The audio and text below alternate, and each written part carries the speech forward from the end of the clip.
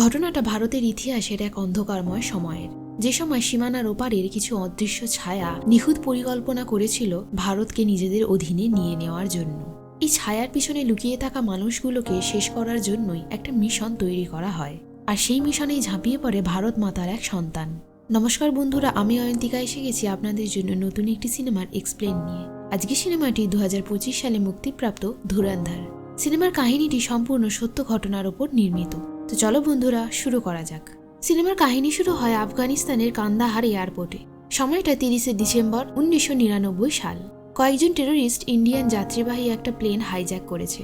তারা 3 দিন ধরে যাত্রীদের সেখানে আটকে রেখেছে। 3টে ভয়ানক টেরোরিস্টকে ইন্ডিয়ার জেলে বন্দি করে রাখা হয়েছিল। সেই 3 জনকে যাতে জেল থেকে ছেড়ে দেওয়া হয় সেই জন্যই টেরোরিস্টরা প্লেন হাইজ্যাক করেছিল। তাদের সঙ্গে বোঝাপড়া করতে এয়ারপোর্টে আসে ইন্ডিয়ান ইন্টেলিজেন্স ডিপার্টমেন্টের ডিরেক্টর অজয় সেনেগাল এবং ফরেন মিনিস্টার দেবব্রত কাপুর। প্লেনের ভিতরে ঢুকতেই তারা প্রচুর রক্ত দেখতে পায়। এখানেই তারা এক যাত্রীকে নৃশংসভাবে হত্যা করেছে। অজয় টেরোরিস্টদের লিডারকে গিয়ে বলে, প্রধানমন্ত্রীর সাথে আমাদের কথা হয়েছে, ওই 3 জন আসামিকে জেল থেকে ছেড়ে দেওয়া হবে। তারা অনেক টাকাও দাবি করে ভারতের কাছে। অজয় বলে, ঠিক সময় মতো তোমাদের টাকা পাঠিয়ে দেওয়া হবে, তোমরা যাত্রীদের ছেড়ে দাও। এরপর সে প্লেনের যাত্রীদেরকে গিয়ে বলে, কাল সন্ধ্যের মধ্যেই তোমাদেরকে এখান থেকে ছেড়ে দেওয়া হবে, ভয় পাওয়ার দরকার নেই। সে যাত্রীদের মনোবল বাড়ানোর চেষ্টা করে। ঠিক তখনই একজন টেরোরিস্ট পিছন দিক থেকে তার পিঠে বন্দুক ঠেকিয়ে দেয় আর তাদেরকে সেখান থেকে চলে যেতে বলে। এয়ারপোর্ট থেকে বেরিয়ে অজয় এবং দেবব্রত স্পেশাল সিকিউরিটি ফোর্সের অফিসার ভুল্লারের সঙ্গে মিটিংয়ে বসে। অজয় বলে, আমার কাছে একটা খুব ভালো প্ল্যান আছে, যার ফলে আমরা এই টেরোরিস্টদের শেষ করতে পারবো। কিন্তু তার কথায় ভুল্লার কোনো কানই দেয় না। উল্টে তাকে বলে, তুমি ইন্টেলিজেন্স ডিপার্টমেন্টে ভালো করে সামলাও, বাইরের ব্যাপারগুলো আমরা সামলে নেব। এরপর কাহিনী চলে যায় 13ই ডিসেম্বর 2001 সালে। একটা গাড়ি খুব দ্রুত গতিতে সিকিউরিটিদের অমান্য করে পার্লামেন্ট চত্বরে ঢুকে পড়ে। এই গাড়িতে টেরোরিস্টরা ছিল। তারা গাড়ি থেকে নেমে গুলি করতে শুরু করে, পার্লামেন্টে থাকা সিকিউরিটিদের ওপর হামলা চালায়। এর ফলে বহু লোকের প্রাণ চলে যায়। এটা দেখে অজয় আর চুপচাপ বসে থাকতে পারে না। সে তার প্ল্যানগুলো সোজাসুজি প্রাইম মিনিস্টারকে জানিয়ে দেয়। এই প্ল্যানগুলোর মধ্যে একটা প্ল্যান প্রাইম মিনিস্টারের খুব পছন্দ হয়েছিল। সেটার নাম ছিল প্রজেক্ট ধুরন্ধর। তবে এটা অনেক দীর্ঘমেয়াদী প্রজেক্ট ছিল, কিন্তু আর অন্য কোনো অপশন না থাকায় এটাকেই বেছে নিতে হয়। এরপর কাহিনী চলে যায় 2004 সালে। সেখানে দেখানো হয় হামজা আলী মাজারি নামের একটা লোক আফগানিস্তান থেকে পাকিস্তানে যাচ্ছিল। সে পাকিস্তানে পৌঁছে চলে যায় করাচির লিয়ারিতে। লিয়ারি এতটাই শক্তিশালী এলাকা, সেটা যদি দখল করা যায় তাহলে পুরো করাচি শাসন করা যাবে। হামজার কাছে লিয়ারির একটা জুসের দোকানের অ্যাড্রেস ছিল। সে দোকানটার মালিকটার নাম ইসলাম। সে দোকানে গিয়ে ইসলামের কাছে কিছু কাজ চায়, কিন্তু ইসলাম তখন তাকে সেখান থেকে তাড়িয়ে দেয়। পরে রাত্রিবেলা হামজা আবার সেই দোকানের কাছে যায়। ইসলাম তখন দোকান বন্ধ করে শুতে যাচ্ছিল। এই সময় কিছু লোকাল গুন্ডা এসে হামজাকে বিরক্ত করতে শুরু করে। এর ফলে তাদের সঙ্গে হামজার ঝামেলা লেগে যায়। ছেলেগুলো হামজাকে প্রায় মেরেই ফেলতো, কিন্তু তখনই পুলিশের গাড়ির আওয়াজ শুনতে পেয়ে তারা সেখান থেকে পালিয়ে যায়। হামজা আহত অবস্থায় রাস্তাতেই পড়ে থাকে। পরের দিন সকালে ইসলাম কিছু খাবার নিয়ে হামজাকে দেয়। সে হামজার পরিচয় জানতে চাইলে হামজা বলে সে বালোচ শ্রেণীর লোক। বেলুচিস্তানে যারা থাকে তাদেরকে বালোচ বলা হয়। এরপর ইসলাম তাকে তার দোকানে কাজ দিয়ে দেয়। সেখানে সে মন দিয়ে কাজ করতে থাকে। এভাবেই প্রায় 1 বছর কেটে যায়। হামজা এবার ঠিক করে সে যে উদ্দেশ্য নিয়ে এখানে এসেছিল সেই কাজটা শুরু করবে। সে লিয়ারিতে রাজত্ব করতে চায়। ইসলাম ও হামজার সাথে কথাবার্তা বলে ব্যাপারটা কিছুটা আন্দাজ করতে পারে। ইসলাম একদিন হামজাকে বলে, তুমি যদি লিয়ারিতে রাজত্ব করতে চাও তাহলে তোমাকে লিয়ারির কোনো একটা শক্তিশালী দলের সাথে যুক্ত হতে হবে। এখানে অনেকগুলো দল আছে, তার মধ্যে থেকে রহমান ডাকাত এবং বাবু ডাকাতের দল সব থেকে বেশি শক্তিশালী। বাবু ডাকাত হলো রহমান ডাকাতের সৎ বাবা। রহমান যেদিন বাবু ডাকাতের সাথে তার মায়ের অবৈধ সম্পর্কের কথা জানতে পারে, সেই দিনই সে তার মাকে নির্মমভাবে হত্যা করেছিল। তোমাকে ওই দিন রাতে যারা মেরেছিল তারা হচ্ছে বাবু ডাকাতের দলের লোক। রহমান ডাকাত বালোচ আর তুমিও বালোচ, তাই তুমি যদি রহমান ডাকাতের দলে যোগ দাও তাহলে খুব ভালো হয়।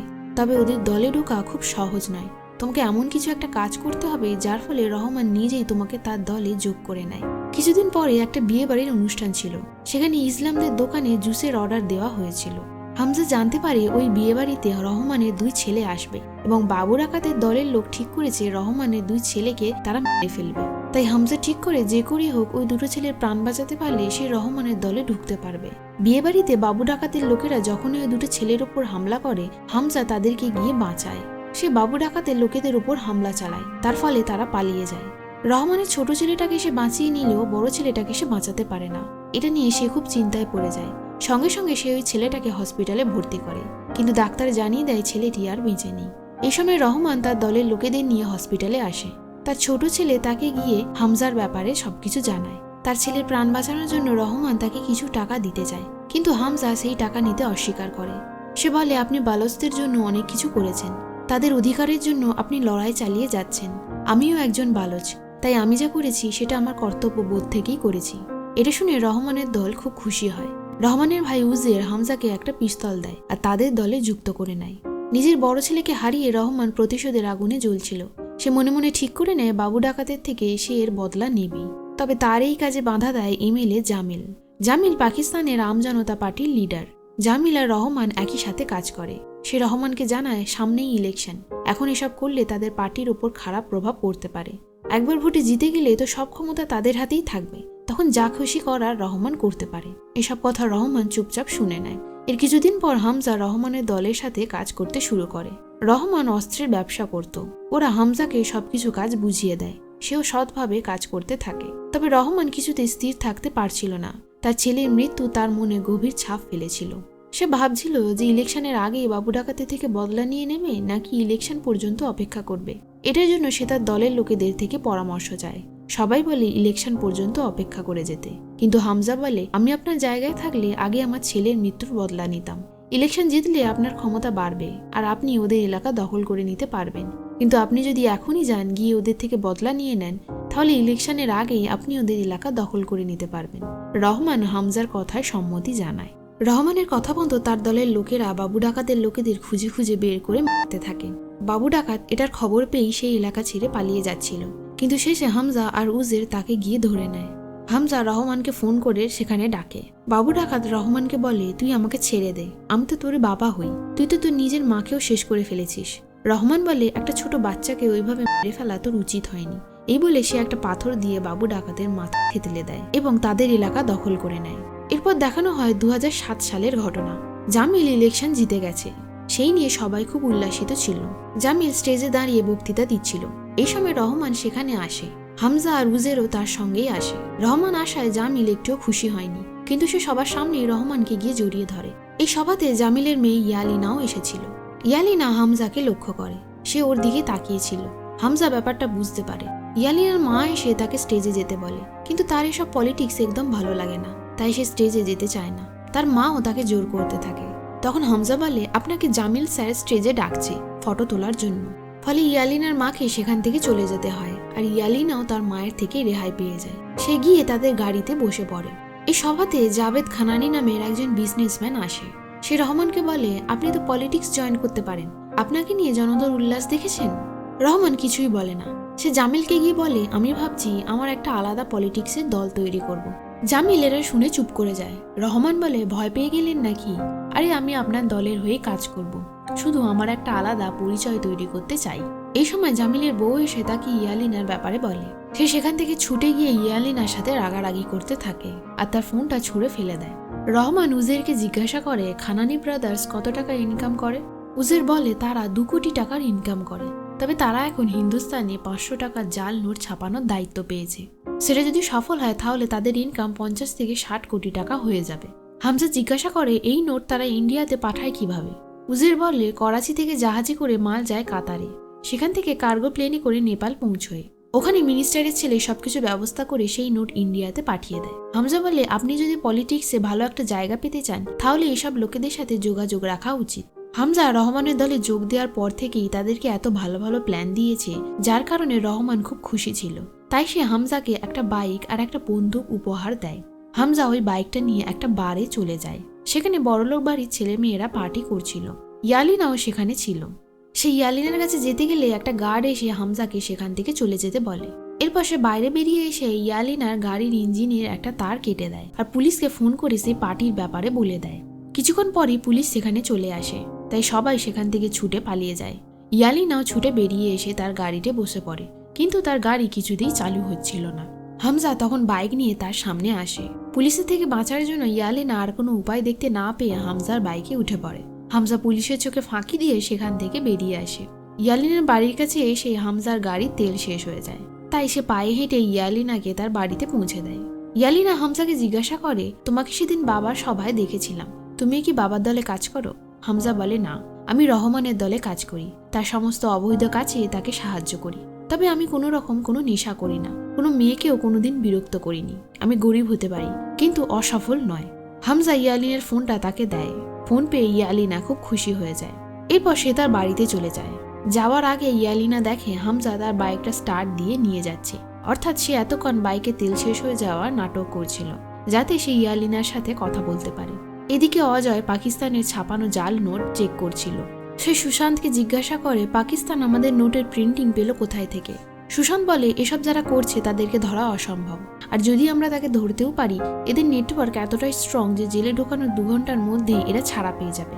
অজয় বলে, খোঁজ নাও, পাকিস্তানের কোন পলিটিশিয়ান আমাদের দেশে নিয়ে ভাবে, তাকে কাজে লাগাও এসব তথ্য জোগাড় করতে। হিন্দুস্তানের আসল শত্রু তো হিন্দুস্তানিরাই হয়, পাকিস্তান তো 2য় নাম্বারে আসে। এদিকে রহমান জাভেদের কাছে যায়। সে জাভেদের সঙ্গে ব্যবসা করার সিদ্ধান্ত নেয়। জাভেদ খুব খুশি ছিল। সে তার লোকেদের সাথে রহমানের পরিচয় করিয়ে দিচ্ছিল। সেখানেই জাভেদ রহমানের পরিচয় করায় ইকবালের সঙ্গে। সে বলে, ইকবালের জন্যই সে এত বড় ব্যবসাটা দাঁড় করাতে পেরেছে। ইকবাল ISI এর হয়ে কাজ করে। সে রহমানকে একটা অস্ত্রের লিস্ট দেয় আর বলে এই অস্ত্রগুলো তার লাগবে, তবে তাতে যেন আসল লাইসেন্স লাগানো থাকে, যাতে ভবিষ্যতে কখনো ইনভেস্টিগেশন হলে ISI এর নাম না আসে। উজির বলে, এতগুলো অস্ত্র আপনারা কোথায় ব্যবহার করবেন? সেটা না জানলে তো আমরা আপনাকে অস্ত্র দিতে পারবো না। ইকবাল বলে, আপনারা আমাকে অস্ত্র দেবেন আর আমি তার বদলে আপনাদের একটা মোটা অঙ্কের টাকা দেব, এর বেশি কিছু জানার প্রয়োজন নেই। ইকবাল এইসব অস্ত্রগুলো 3 অক্টোবর দিতে বলে। জাভেদ অনেক করে রহমানকে রাজি করিয়ে নেয়। রহমান জাভেদকে বলে, আপনি কিন্তু আপনার কথাটা ভুলে যাবেন না, লিয়ারি যেন আমার ক্ষমতায় আসে, আর যদি তা না হয় তাহলে তো আপনি রহমানের মৃত্যুদণ্ড খুব ভালোভাবেই জানেন। এই বলে তারা সেখান থেকে চলে যায়। রহমান চলে যাওয়ার পর জাভেদ জামিলকে ফোন করে। জামিল জানতো রহমান জাভেদের কাছেই যাবে। জাভেদ বলে, রহমান প্ল্যান করেছে আপনাকে লিয়ারি থেকে সরিয়ে দেবে, এতে কিন্তু আপনার সমস্যা বাড়বে। জামিল বলে, এবার সময় এসে গেছে প্রদীপ থেকে জিনি বের করার। এরপর দেখানো হয় SP চৌধুরী আসলামকে। সে গাড়ি করে একটা টাকার ব্যাগ নিয়ে কয়েকটা ছেলের কাছে যায়। সেই টাকার ব্যাগটা ছেলেগুলোকে দেয় আর তাদের কাছ থেকে কোকেনের ব্যাগটা নেয়। একটা ছেলে ব্যাগটা নিয়ে আসলামের গাড়ির ভিতর রাখতে গিয়ে দেখে যে তাদের দলের লিডারকে আসলাম মেরে গাড়িতে ফেলে রেখেছে। সেটা দেখে সে বাকিদেরকে খবরটা জানায় আর সবাই সেখান থেকে ছুটে পালিয়ে যায়, কিন্তু কেউ বাঁচতে পারে না। আসলাম সবাইকে গুলি করে মেরে ফেলে। আসলাম কোকেনের ব্যবসা করত, কিন্তু ওই ছেলেগুলো কোকেনের জায়গায় পাউডার দিয়ে পাঠিয়েছিল, সেই জন্যই আসলাম তাদেরকে মেরে ফেলে। এরপর সে ওখান থেকে গাড়ি নিয়ে বেরিয়ে আসে। এই সময় জামিল আসলামকে ফোন করে বলে সে তার সাথে দেখা করতে চায়। এই চৌধুরী আসলামই হলো জামিলের প্রদীপ থেকে বেরোনো জিন। আসলাম 7 বছর ধরে সাসপেন্ড ছিল। জামিলই তাকে সাসপেন্ড করিয়েছিল, তবে এখন সে ওই কথাটা অস্বীকার করে। সে আসলামকে দায়িত্ব দেয় রহমানকে শেষ করে ফেলার জন্য। আসলাম বলে, আমি অনেকবারই চেষ্টা করেছি রহমানকে শেষ করে ফেলার, কিন্তু শেষ পর্যন্ত সে ঠিক কোনোভাবে বেঁচে বেরিয়ে যায়। এই কাজটা করার জন্য আমি সরকারের ল অ্যান্ড অর্ডারে ঢুকতে পারবো না, আমি আমার একটা আলাদা দল তৈরি করব। এদিকে হামজা রহমানকে বলে, ওদের সঙ্গে ব্যবসায় যুক্ত হয়ে আপনি ঠিক করলেন না, ওরা দেশের বাইরেও কত ধরনের অন্যায় কাজ করে বেড়ায়। রহমান বলে, এখন তুই আমাকে শেখাবি যে আমার কি করা উচিত আর কি করা উচিত নয়। সে হামজার উপর রেগে যায় আর তাকে ধাক্কা মেরে সরিয়ে দেয়। উজির তাকে সেখান থেকে চলে যেতে বলে। হামজা এই বিষয়টা ইসলামকে জানায়। ইসলামেরও একটু সন্দেহ হয়। এর পরের দিন রহমান বেলুচিস্তানে যায় সিরানির কাছে। ইকবালের লিস্ট অনুযায়ী তার কাছ থেকে অস্ত্র নিয়ে সে তাকে অনেকগুলো টাকা দেয়। এদিকে হামজা আর ইয়ালিনার সম্পর্ক ভালোই চলতে থাকে। তারা একে অপরকে ভালোবেসে ফেলে আর একসঙ্গে সময় কাটাতে শুরু করে। হামজা ইয়ালিনাকে একদিন ইসলামের কাছে নিয়ে গিয়ে পরিচয় করিয়ে দেয়। সেখানে ইয়ালিনা একটা নিউজ পেপারে আসলামের ছবি দেখতে পায়। ইয়ালিনা বলে, এই লোকটা প্রায়ই আমার বাবার সাথে দেখা করতে আসে।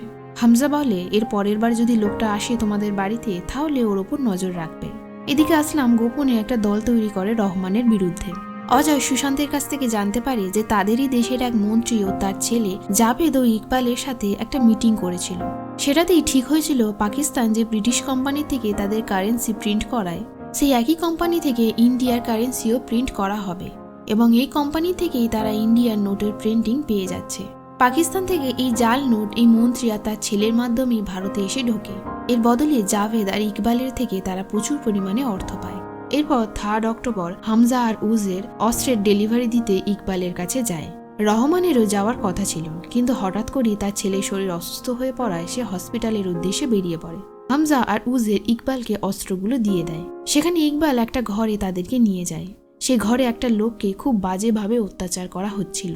ইকবাল বলে, 3 অক্টোবর আমাদের ভারতে হামলা করার কথা ছিল, কিন্তু সেই খবরটা কোনোভাবে তারা জেনে যায়, তাই আগে থেকেই তারা সতর্ক হয়ে যায় এই লোকটাই এই সমস্ত খবর পাচার করার পিছনে আছে।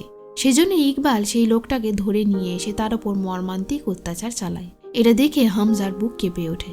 এখানেই আমরা জানতে পারি যে হামজা আসলে একজন গুপ্তচর। সে কিছু একটা কাজের উদ্দেশ্যেই করাচিতে এসেছে। ইসলামও তার সাথে যুক্ত আছে। সমস্ত গুপ্ত খবর সে ইসলামকে দেয়, আর ইসলাম সেই সমস্ত খবর ভারতে পাঠিয়ে দেয়। এদিকে হসপিটাল যাওয়ার পথে রহমানের গাড়িতে হঠাৎ করে হামলা করা হয়। এই হামলাটা করেছিল আসলাম। সে সবাইকে মেরে ফেলেছিল। রহমান তার স্ত্রী ওর ছেলের প্রাণ বাঁচাতে গাড়ি থেকে নেমে এসে আসলামের কাছে সমর্পণ করে দেয়। এই খবরটা উজের ও হামজা পেয়ে যায়। হামজার সন্দেহ যায় বাড়ির এক চাকরের উপরে। বাড়ি ফিরে এসে ওই লোকটাকে প্রচুর মারে। সেই লোকটা বলে আসলাম রহমানকে নিয়ে গেছে, তবে কোথায় নিয়ে গেছে সেটা সে জানে না। এসব শুনে উজের এসে সেই লোকটাকে গুলি করে দেয়। এরপর ইয়ালিনা হামজাকে একটা ভিডিও পাঠায়। সেটা দেখা যাচ্ছে জামিল আর আসলাম বসে একটা মিটিং করছে। সেখানে প্ল্যান করা হচ্ছে রহমানকে কিভাবে শেষ করা যায়। সেই ভিডিওটা জামিলকে পাঠায় আর বলে রহমান যদি ফিরে না আসে তাহলে তোর মেয়েকেও তুই আর কোনোদিন দেখতে পাবি না। ইয়ালিনা তখন শপিং করতে গিয়েছিল। জামিল সঙ্গে সঙ্গে আসলামকে ফোন করে বলে সে যেন রহমানকে শেষ করে না ফেলে, কিন্তু আসলাম তার কোনো কথা শোনে না, উল্টে তার ফোনটা কেটে দেয়। জামিল হামজাকে ফোন করে এই ব্যাপারটা জানায়। হামজা বলে আসলামের গোপন ডেরা কোথায় সেই ঠিকানাটা আমাকে দে, না হলে কিন্তু তোর ভাগ্যে অনেক কষ্ট আছে। জামিল তাকে ঠিকানাটা দিয়ে দেয়। এবার হামজা তার দলের লোকেদের নিয়ে আসলামের গোপন ডেরায় যায়। সেখানে গিয়ে তারা পুলিশ অফিসারদের ওপর অত্যাচার চালায়। সে তাদের গায়ে কেরোসিন ঢেলে দিয়ে একটা দেশলাই কাঠি জ্বালিয়ে ঘুরে বেড়ায়। সেটার ভিডিও সে আসলামকে পাঠায় আর বলে রহমানকে যদি ঠিকঠাক অবস্থায় ফেরত না নিয়ে আসিস তাহলে সবার প্রাণ চলে যাবে। এটা দেখে আসলাম বাধ্য হয়ে রহমানকে ছেড়ে দেয়। সে রহমানকে গাড়ি করে ছেড়ে দিতে গিয়ে জিজ্ঞাসা করে তোমাদের মধ্যে হামজা কে? হামজা তখন আসলামের কাছে যায়। আসলাম বলে তুমি নিজেকে কি মনে করেছো? কয়েকদিনের জন্য এখানে এসে খুব বড় মনে করছো নাকি? তুমি ভুলে যেও না তোমাকে শেষ করার জন্য এখানে অনেক বারুদ বসে আছে। আসলামের এসব কথায় হামজা ভয় পায় না। পরের দিন সবাই হামজাকে নিয়ে উল্লাসে মেতেছিল, কারণ সে রহমানকে ঠিকঠাক অবস্থায় ফিরিয়ে এনেছে। রহমানও এই বিষয়টায় খুব খুশি ছিল। সে হামজাকে জিজ্ঞাসা করে আসলামের টাস্ক ফোর্সের ঠিকানা তুমি কিভাবে পেলে? হামজা বলে জামিল স্যার আমাকে দিল, উনি আপনাকে নিয়ে অনেক চিন্তিত ছিলেন। রহমান এ কথায় বিশ্বাস করে না। উজের তখন বলে এখন তো জামিলের মেয়ের সাথে হামজার বেশ ভালোই সম্পর্ক আছে, চারিদিকে তো সবাই এই নিয়েই আলোচনা করছে, সেই নিশ্চয়ই তোমাকে এই খবরটা দিয়েছিল। এখন তো সে তার বাড়ি ছেড়ে দিয়ে তোমার সাথে এসে তোমার বাড়িতে থাকছে। রহমান হামজাকে জিজ্ঞাসা করে সম্পর্কটা সিরিয়াস নাকি এমনি সময় কাটানোর জন্য? হামজা বলে সিরিয়াস সম্পর্ক। এরপর তারা সবাই মিলে ইকবালের কাছে যায়। সেখানে টিভিতে একটা নিউজ দেখানো হচ্ছিল, ইন্ডিয়াতে মুম্বাই অ্যাটাক হচ্ছে, একের পর এক বোমা ব্লাস্ট হচ্ছে, টেররিস্টের গুলিতে বহু মানুষ মারা গেছে। এটা দেখে হামজা শকড হয়ে যায়। তার চোখের সামনে শুধু তার পরিবারের মানুষগুলোর মুখ ভেসে ওঠে। ইকবাল রহমানের কাছ থেকে এসব অস্ত্র কিনে তুলে দিয়েছিল টেররিস্টদের হাতে, যাতে তারা ভারতে গিয়ে হামলা করতে পারে। সেখান থেকে বেরিয়ে হামজা সোজা চলে যায় ইসলামের কাছে। আমি তো সময়ের আগেই খবর পৌঁছে দিয়েছিলাম, তাহলে হামলাটা আটকানো গেল না কিভাবে? ইসলাম বলে তুমি 3 অক্টোবরের খবরটা শুনিয়েছিলে, এই হামলাটা হবে সেটার কোনো খবর আমাদের কাছে ছিল না। হামজা রেগে গিয়ে বলে আমি ওদের কাউকে ছাড়বো না, সবাইকে শেষ করে দেবো। ইসলাম তখন বলে এই মুহূর্তে মাথা গরম করে লাভ নেই, ওদেরকে আর একটু সময় দাও। এরপর ইসলাম তাকে একটা ডায়েরি দেয়। সেটা নিয়ে হামজা বাড়ি ফিরে আসে। এই ডায়েরিটায় সবকিছু গোপন তথ্য লেখা ছিল। বাড়ি ফিরে সঙ্গে সঙ্গে ইয়ালিনা হামজার সাথে ঝামেলা শুরু করে দেয়, কারণ সে সারা রাত বাড়ির বাইরে ছিল। ইয়ালিনার মনে হয় হামজা হয়তো অন্য কোনো মেয়ের সাথে রাত কাটিয়ে এসেছে। হামজা তখন ইয়ালিনাকে বলে আমি সম্পূর্ণ করাচিতে রাজত্ব করতে চাই, তুমি যদি আমার পাশে থাকতে চাও তাহলে এই ঘরে থাকো, না হলে দরজা খোলাই আছে, এখান থেকে বেরিয়ে যেতে পারো। এটা শুনে ইয়ালিনার খুব খারাপ লাগে। সে দরজার কাছটা গিয়ে কিছু একটা ভাবে, তারপর দরজাটা বন্ধ করে দেয়। হামজার কাছে এসে বলে তুমি যদি দ্বিতীয়বার আমাকে ঘর থেকে বেরিয়ে যাওয়ার কথা বলেছ তাহলে আমি তোমাকে শেষ করে দেব। এরপর তারা দুজনে ইমোশনাল হয়ে যায় আর একে অপরকে জড়িয়ে ধরে। পরের দিনে পার্টির একটা মিটিং চলছিল। সেখানে জামিল ভেবেছিল পরবর্তী ইলেকশনে তাকেই প্রার্থী হিসেবে বেছে নেওয়া হবে, কিন্তু হঠাৎ করেই দেখে তার জায়গায় রহমানকে পার্টিতে দাঁড় করানো হয়েছে। এটা দেখে তো জামিলের অবস্থা খারাপ হয়ে যায়। তার খুব রাগ হচ্ছিল, কিন্তু তার কিছু করারও ছিল না। এই খবরটা দেখে আসলাম রাগে টিভিটা ছুঁড়ে ফেলে দেয়। এদিকে ইয়ালিনা আর হামজাও এই নিউজটা টিভিতে দেখছিল। তখন ইয়ালিনা হামজাকে বলে আমার বাবার অনেক মন খারাপ হয়েছে, এরকম হওয়াটাই দরকার ছিল, এত পাপ করলে এমনই তো হবে। হামজা তখন ইয়ালিনাকে বলে তার বাবাকে পরের দিন বাড়িতে ডাকার জন্য। ইয়ালিনাও তাই করে। জামিল পরের দিন হামজার বাড়িতে আসে। জামিল হামজার ওপর অনেক রেগেছিল। হামজা জামিলকে বলে, আপনি আপনার বাবার ভূমিকাটা ঠিকঠাকভাবে পালন করলে তাহলে আজকে আপনাকে এই দিনটা দেখতে হতো না। জামিল রেগে গিয়ে বলে, তুমি দুদিনের আসা মানুষ আমাকে পিতৃত্বের জ্ঞান দিচ্ছ, এত বেশি উড়ো না, বুঝেছো? হামজা বলে, আপনার এই গুণটাই খারাপ, আপনি নিজেকে বড় মহান মনে করেন। এতদিন ধরে আপনি যাদেরকে আপন ভেবে এসেছেন এখন তারাই একজোট হয়ে আপনার পিছনে ছুরি মারছে। এই সময় আপনার এমন একজনকে দরকার যে আপনার জন্য ঢাল হয়ে দাঁড়াবে, এমন একজন যে আপনাদেরই পরিবারের সদস্য। জামিল বুঝে যায় হামজা তার নিজের কথাই বলছে। সেও এতদিন হামজাকে বেশ ভালো মতোই চিনে গিয়েছিল, তাই সে আর কথা না বাড়িয়ে ইয়ালিনা আর হামজার বিয়ে ঠিক করে ফেলে। এরপর খুব ধুমধাম করে তাদের বিয়ের আয়োজন করা হয়। সেখানে তাদের পরিচিত সকলেই উপস্থিত ছিল। বিয়েতে মজা আনন্দ করার পর তারা সবাই মিলে পরের প্রজেক্টের মিটিংয়ে বসে যায়। সেটা দেখে হামজাও তাদের সঙ্গে গিয়ে বসে। ইকবাল বলে, 11ই আগস্ট একটা হামলা করার প্ল্যান আছে। রহমান উজেরকে ডায়েরি চেক করে দেখতে বলে যে কোন কোন দিন তার ফাঁকা থাকবে। উজের তখন মদ্যপান করে একদম টালমাটাল অবস্থায় ছিল, তাই হামজা সেই ডায়েরিটা খুলে দেখে 9ই আগস্ট ওয়াটার পাইপলাইন উদ্বোধনের দিন আছে। সে বুদ্ধি করে ওই ডেটটাই বলে। হামজা বলে ওই দিনটাই হামলা করার জন্য বেস্ট হবে, আর রহমান স্যারেরও ওই দিন ফাঁকা আছে। শেষে 9ই আগস্টের ডেটটাই ঠিক হয়। এরপর বিয়ের অনুষ্ঠান শেষ হয়ে বাড়ি ফিরে এসে ইয়ালিনা ঘুমিয়ে পড়লে হামজা এসে ডায়েরিটা খুলে বসে, যেটা ইসলাম তাকে দিয়েছিল।